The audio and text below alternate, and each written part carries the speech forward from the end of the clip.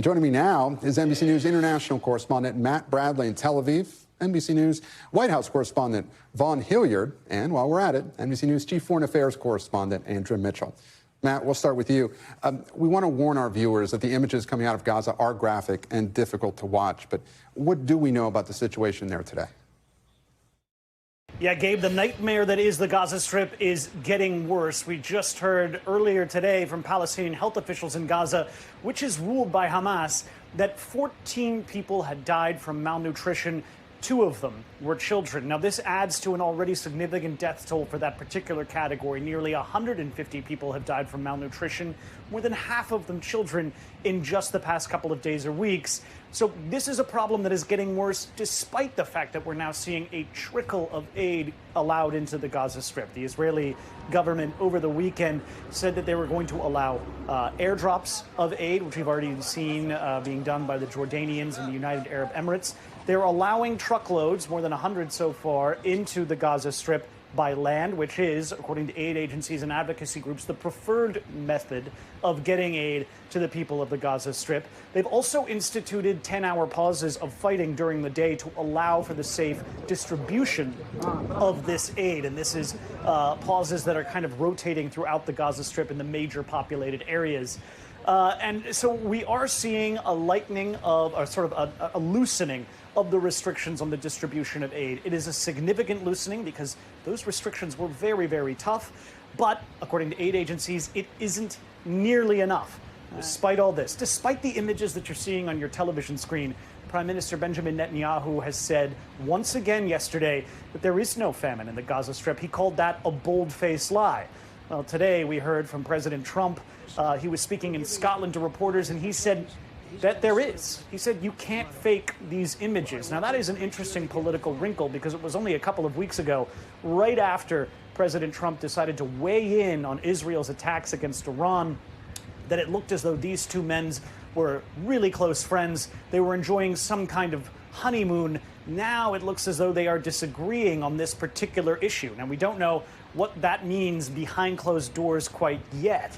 But we do know, and this is what I've been hearing from the Israeli government, that they seem to be very, very upset with the repeated accusations that Israel is using food as a weapon of war. They have denied this over and over again, despite that NBC News has backed up the claims by USAID, that they did a report just in the past month that determined that there was no evidence of systematic theft by Hamas of food aid in the Gaza Strip, which was one of the pretexts, one of the claims that the Israelis had been using over and over again to say that they were the ones who needed to take control of the aid distribution from the United Nations. We had also heard and seen reporting in the New York Times that said that even Israeli military sources had said that there was no evidence of systematic theft of food aid by Hamas, that there was no evidence that Hamas was using this food aid in order to profit. So, given those circumstances, it is a very, very difficult situation and one that is seeing more and more criticism piling on against the Israeli government. Now, despite the fact that we've seen this loosening, it's unclear whether the world will be satisfied if they continue to see these horrific pictures. Gabe? Matt Bradley reporting for us in Tel Aviv. I want to turn now to Vaughn Hillyard and Andrea Mitchell. Vaughn, those images really are just so hard to look at. And the president responding to them today, a president that really pays attention when it comes to television images. What else did he say today regarding the food crisis in Gaza? The images that our fellow journalists captured are undeniable. And the president of the United States noted that, saying you can't fake that imagery, that there was, quote, real starvation, pushing back against Benjamin Netanyahu in a way that I know it's not that wild of a statement to make, to acknowledge images and to acknowledge the tens of thousands that are facing starvation right now. But for this president, he has been largely deferential to the Israeli prime minister every step of the way through this. And I think if you go back to the beginning of this month, just ahead of the third visit from the Israeli prime minister to the White House, the president in a Truth Social post was very specific, saying, I hope for the good of the Middle East that Hamas takes this deal because it will not get better, in all caps, it will only get worse.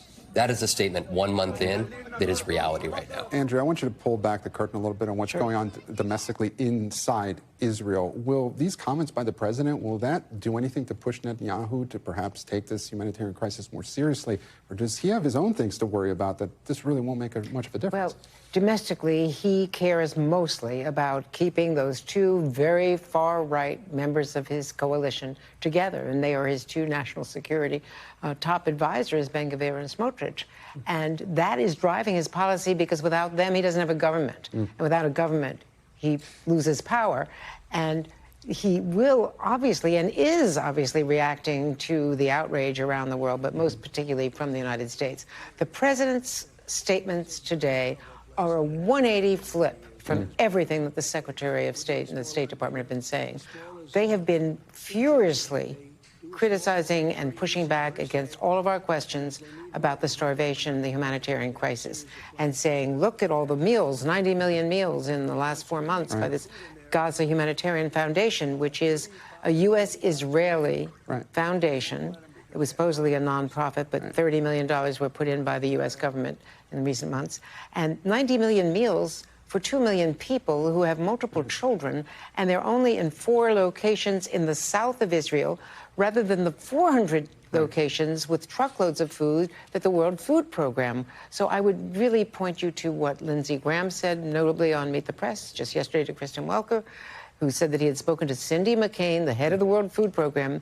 The UN agencies were all prevented from getting in for all of those months, and they were relying only on those meals from that foundation. And people were, 1,000 people were reportedly dying because they violated the law by having it only in one location and having the IDF armed soldiers patrolling. And Vaughn, how does the administration square this new rhetoric from President Trump when it comes to, you know, that these images are disturbing, and he probably doesn't agree with Netanyahu, to just a short time ago saying that Israel needed to finish the job when it came to Hamas in Gaza? How is the administration squaring that at the moment? I think we have 6 months of evidence that the State Department and the Pentagon follow the lead of the president. And the messaging that they deliver, as Andrea is suggesting here, can be countered by the president mere hours later. And that's another situation you're looking at. Steve Witkoff, though, leaving Doha and leaving the negotiating table is notable here. At the same time, this president has not articulated specifics of what he wants to see as part of not just a ceasefire, but a long-term peace agreement here. This is a president that has deferred repeatedly to Israeli Prime Minister Benjamin Netanyahu. And the question is, what are the terms that Hamas would actually agree to?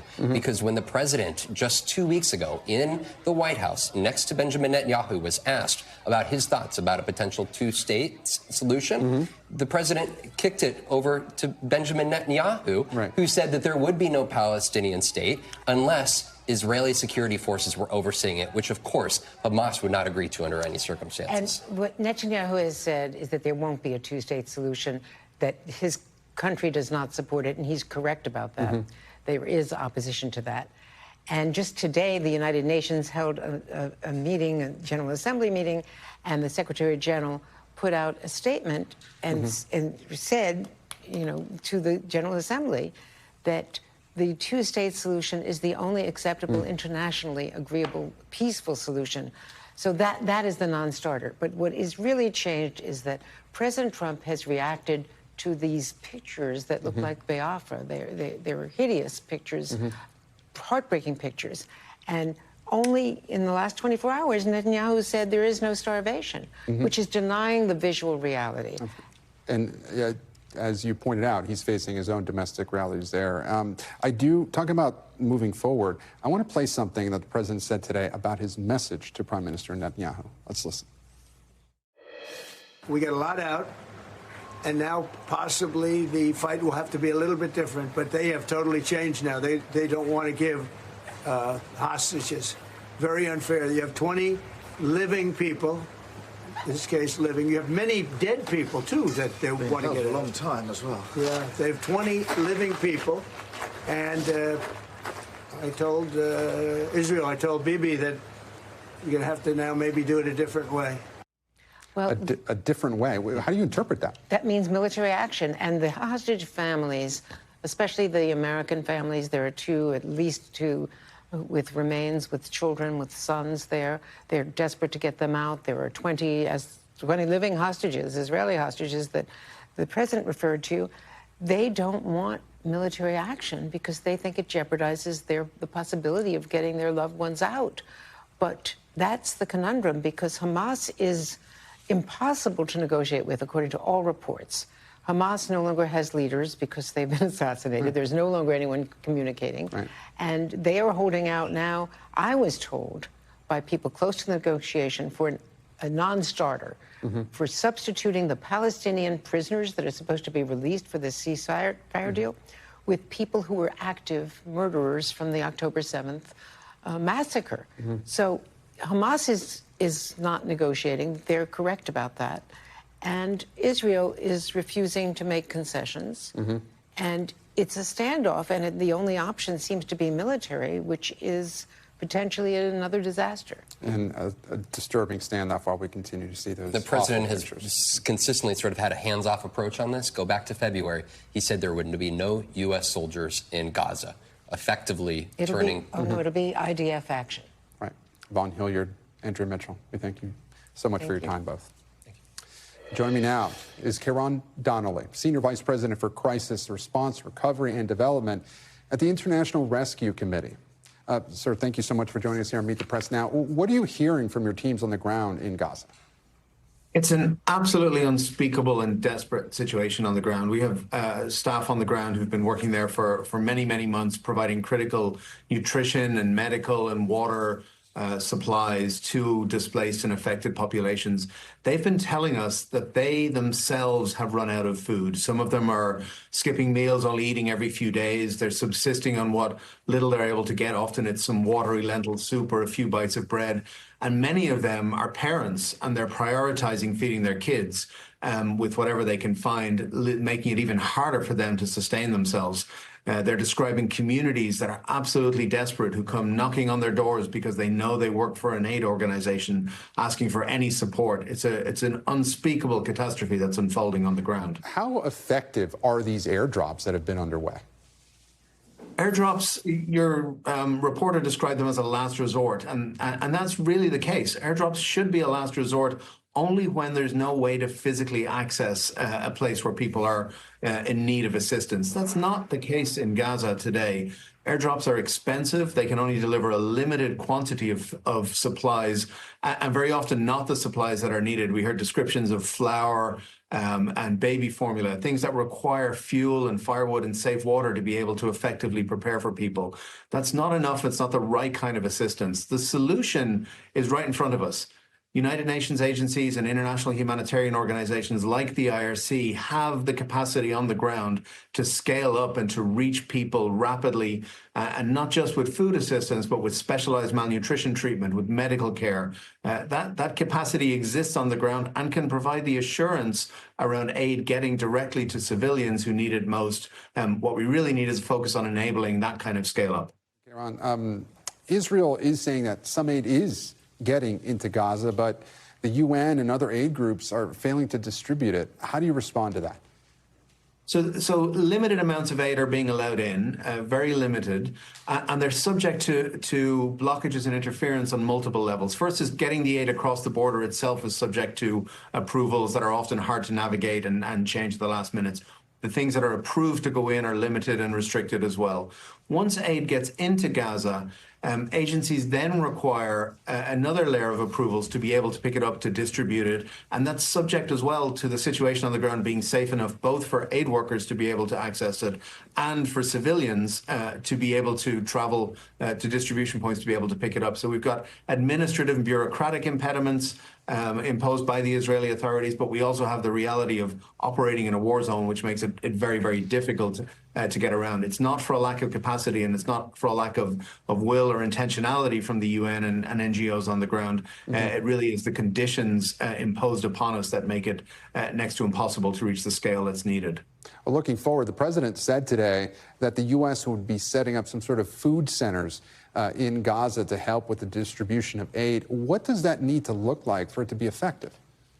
So I think the solution is obvious. So renewed U.S. commitment around finding humanitarian solutions in Gaza is of course, very, very welcome.